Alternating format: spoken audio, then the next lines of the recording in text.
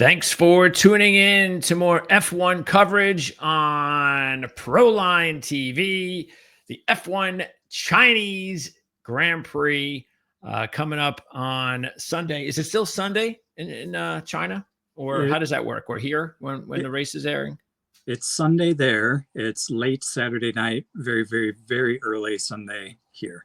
Okay, so that's the way it works. All right. Well, hey, if you like to stay up really late, or if you're on the West Coast, that might work out. But what's really good about it is you can just wake up also first thing in the morning on a Sunday and then watch whatever. How long is the race? Usually 2 hours? Yeah, usually they're about 2 hours, depending upon the track. They could be as short as an hour and a half. Usually that's a place like Monza. This one will be closer to 2 hours.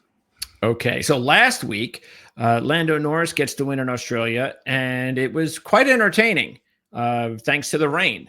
So there was a lot of craziness going on there on the track. What did you think about the race? Yeah, definitely. For me, I would encapsulate it as being rusty. All of the teams it was clear that they had just come off of a 3-month vacation or however long it's been.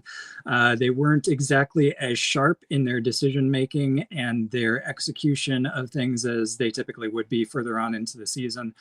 We had a lot of rookie mistakes. So Isaac Hajar on the first lap, actually the not even the first lap, it was the formation lap coming around to the grid, ended up losing control in the wet and crashing. You had a number of Jack Doohan crash, but even people like Carlos Sainz and Fernando Alonso, experienced veterans who Sainz won this race just not too long ago, if not the year before.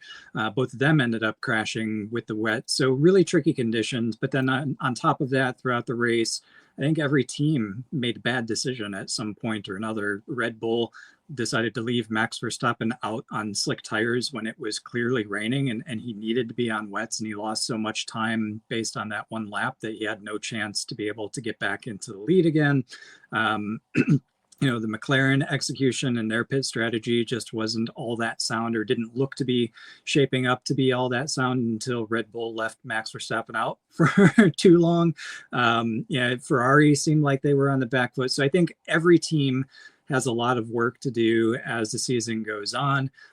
They don't have much turnaround time having to pack everything up in Australia and get it over to China for this week's race, though. Yeah.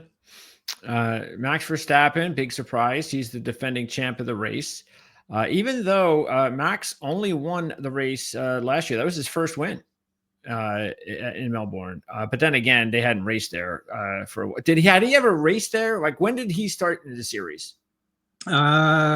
When was his rookie year? He raced there, I'm sure. He did. Okay. Because they had what, 2019 was the last time they had raced there. Yeah, so. his rookie season was 2015, and then okay.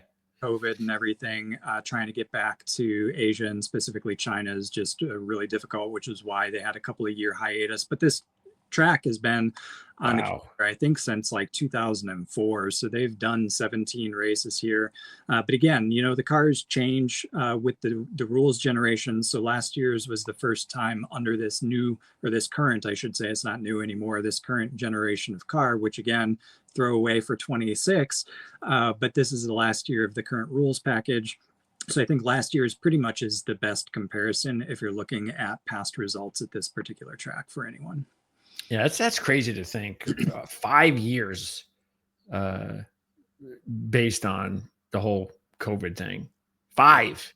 I mean, that's nuts.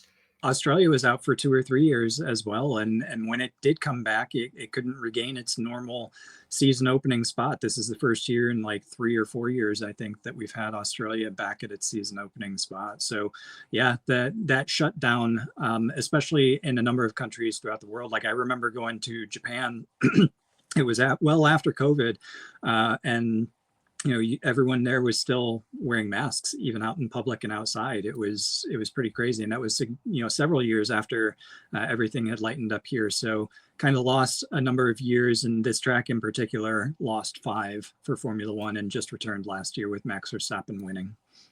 So Max winning for the very first time in China. Other than that, and again, there had been a break. So take it for what that's worth. So what do you think? Let's take a look at the odds now. Let's pop that up on the screen. and see where we are. Well, Lando Norris is now the even money favorite. Piastri and Verstappen are the only other drivers that are considered heavy favorites here. So that means, even Lewis Hamilton is a big long shot. Charles Leclerc is a big long shot. Russell will kind of used to that as well.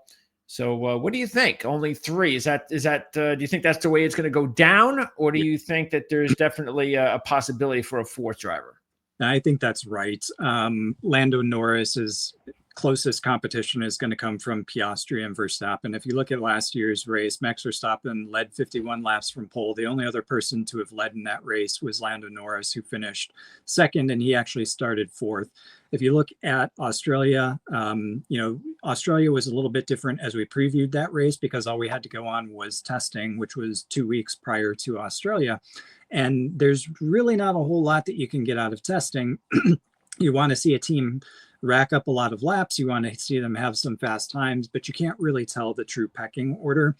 And that proved to be the case again this year, though everybody had a sneaking suspicion that McLaren and Red Bull were going to be the two favorites. I think McLaren still has the legs over Red Bull. And they showed that in Australia. And I think under the dry conditions in China, I think they're going to probably extend what they had over Verstappen. So I think realistically, those three are probably the only ones that would contend for the lead, barring, another wet race or something wild happening. Okay, so who do you are getting double, triple the money actually for Piastri and Verstappen? Is that worth taking, going that direction? Or do you feel that Lando Norris should be the way to go? I feel like I would go ahead and this early in the season, I would go ahead and take Piastri. And the reason why is because the odds are triple of Lando Norris. Number two, it's early in the season, so Lando Norris isn't necessarily, the team's top choice for winning the championship. They're more focused on just gathering points at this stage in the season, which means if Piastri is faster, they're not going to ask him to slow down and make Norris go ahead. And then thirdly, if you remember, those of you who watched the Australian race, Piastri was actually faster than Norris. And I think Piastri at one point was looking to get by. The team asked him to hold station just so, under the tricky conditions, it didn't end up with any kind of weird crashes happening, taking each other out. But Piastri, up until he made his mistake and spun off on the wet tires there in that second to last corner, I think Piastri was actually faster than Norris. Piastri has won races as well, so it's not like he's a completely untested, unknown driver in this series. So I think that given the right circumstances with 3 times the payout, I would go ahead and take Piastri. Okay. And then if we're not going to take any long shots to win, what about top 4? So someone has to finish in the top 4. So give us one of those, give us that fourth driver based on these odds. Who would you go with? Just of those who are on the screen, probably are. You can go all the way down here if you want. Yeah. Honestly, where's Alex Albon? Yeah, 850. Give me him. Okay. Alex Albon or even a Carlos Sainz. Both of those guys, I think, for that fourth place position would be great. Williams showed speed in testing. Carlos Sainz actually out of the 3 days turned the fastest time. You expect them to lose a little bit of that when it actually comes to the regular season and the rest of the team, the true pecking order shakes out. But they didn't seem to lose that much in Australia. And Alex Albon had a great race. Carlos Sainz actually started the race really well. He ended up crashing under the safety car, which is one of those many rusty moments that I talked about. But Williams actually looks competitive. And I think if they can put the race together, the full race together, I wouldn't put it past Sainz or Albon to be in the top 4. Okay, let's see if we have anything else of interest here. Do you use anything else handicapping wise? If you could look for,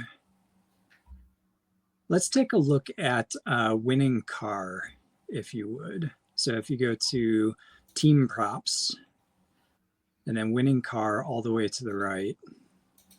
Yeah, let's take a look and see if you're getting any better odds for any of the pairing of drivers. Because if you go if you take a winning car option, obviously you put both drivers in the back. So if you wanted to go with McLaren, you get both Lando Norris and Oscar Piastri. So sometimes the deal here obviously is not better because here you're getting negative odds, where even if you chose Norris back on just the single driver, he was actually positive.